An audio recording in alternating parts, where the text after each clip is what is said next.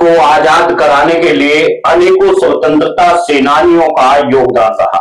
कुछ ऐसे स्वतंत्रता सेनानी जो आज गुमनामी की अंधेरे में गायब हो गए, या तो हम उन्हें जानते नहीं हैं, या फिर उनके स्मारक अब नहीं है, या फिर उनके स्मारक पर या तो सरकार ने विभिन्न प्रकार के कार्यालय बना दिए हैं, या दबंगों ने उन पर कब्जा कर लिया है। ऐसे में ही एक नाम आता है जिनका नाम है गोपाल कुम्हार।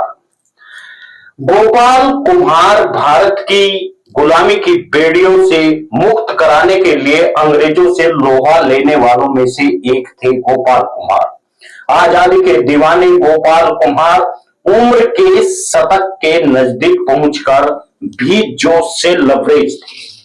8 जून 2005 में 96 वर्ष की उम्र में उनकी मृत्यु हुई। वर्ष 1930 की बात है। देश में महात्मा गांधी की अगुवाई में सत्याग्रह आंदोलन चरम पर था। 20 साल की उम्र में गोपाल कुम्हार स्वतंत्रता संग्राम में कूद पड़े। उनकी राजनीतिक प्रेरणादाता दीपनारायण गोपाल कुम्हार को वर्ष 1928 में कांग्रेस के कलकत्ता महाअधिवेशन में ले गए। यहीं से उनके दिल में देशभक्ति की लौ धधकने लगी। 1930 में जून माह में शराबबंदी के आंदोलन में भाग लेने के लिए इन्हें 4 माह की सजा हुई।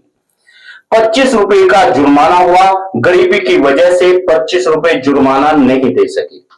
जुर्माना न देने के कारण उन्हें 1 माह की सजा और दी गई। उन्हें चाईबासा जेल से भागलपुर जेल में भेज दिया गया। इसके बाद 1942 में अंग्रेजों भारत छोड़ो में भाग लेने के कारण फिर 1 साल की सजा हुई। भारत छोड़ो आंदोलन में गिरफ्तारी के बाद में फुलवारी शरीफ जेल में 10 माह की सजा इन्होंने काटी। उसी जेल में गोपाल कुम्हार जी ने मार्क्सवादी शिक्षा प्रतिकूल परिस्थितियों में ग्रहण की। इस जेल में उनके विचार के अनुरूप गांधीवादी विचारधारा की तरह शिक्षा नहीं दी जा रही थी, जिसके कारण आजादी के बाद में समाजवादी विचारधारा के समर्थक रहे। उन्होंने ब्रिटिश सरकार में दासता के बंधन से भारत को मुक्त कराने के लिए अपनी संपूर्ण जवानी झोंक दी। गोपाल कुम्हार जी को 15 अगस्त 2003 में राष्ट्रपति एट होम कार्यक्रम में शामिल होने का न्योता दिया गया, परंतु जिला प्रशासन ने उन्हें उम्र का हवाला देते हुए राष्ट्रपति कार्यक्रम में उन्हें जाने से वंचित कर दिया। आजादी की लड़ाई में गोपाल कुम्हार को आजादी के बाद ताम्रपत्र और पेंशन थमा करके सरकार ने अपने कर्तव्यों से इतिश्री कर ली। स्वर्गीय गोपाल कुम्हार के चतुर्थ पुत्र प्रभु दयाल बताते हैं कि उनके पिता ने आजादी की लड़ाई आजादी के अलावा किसी अन्य लाभ के लिए नहीं लड़ी, इसलिए देश को आजाद होने के बाद भी वे अपनी आजीविका चलाने के लिए दर्जी का काम करते रहे। वह बताते हैं कि देश की आजादी में राजनीतिज्ञों के दांव पेच देख करके उनके पिता बहुत दुखी थे, इसलिए वे राजनीति में आए नहीं, और वे कहते हैं आजादी की लड़ाई के तत्काल उद्देश्य से आजादी को पूरा करने के लिए गोपाल कुम्हार लड़े, लेकिन हमारी आजादी तो अधूरी रह गई। सरकारी ने सहायता के नाम पर पेंशन, ताम्रपत्र और कुछ रेलवे के पास देकर के अपना पिंड छुड़ा लिया।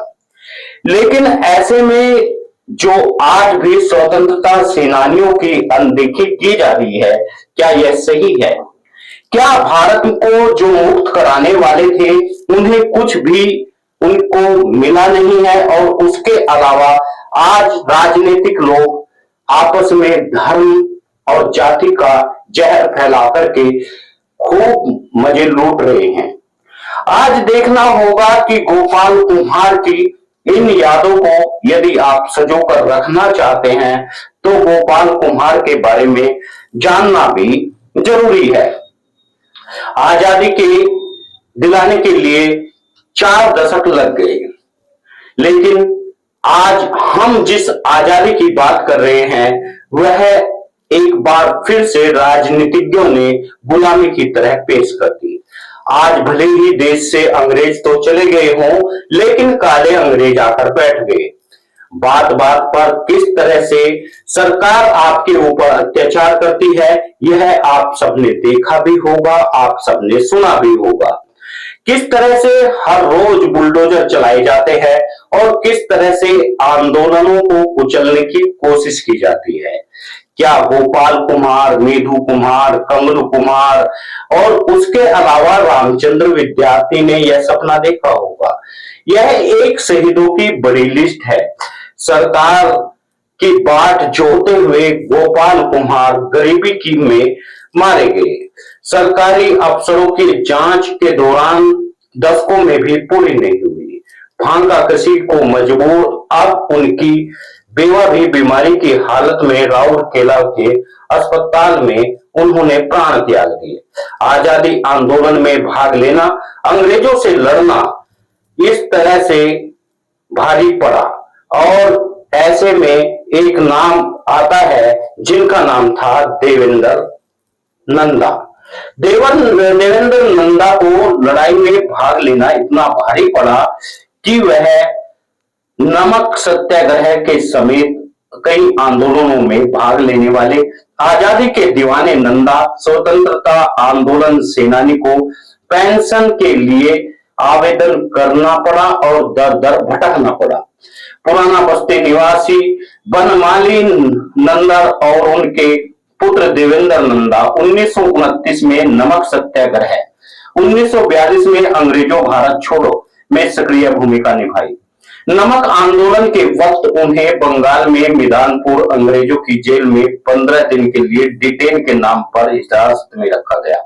उन्हें गिरफ्तार नहीं दिखाया गया और उसके बाद में चक्रधरपुर में स्वतंत्रता सेनानी मंगल प्रसाद, गोपाल कुमार स्वतंत्रता सेनानी संगठन के तत्कालीन सचिव, शीला भद्रयाजी झारखंड उड़ीसा में स्वतंत्रता आंदोलन में चक्रधरपुर में विजय पाणी समेत अन्य लोगों का उल्लेख करते हुए स्वतंत्रता आंदोलन में देवेंद्र नंदा की भूमिका की भी सराहना की।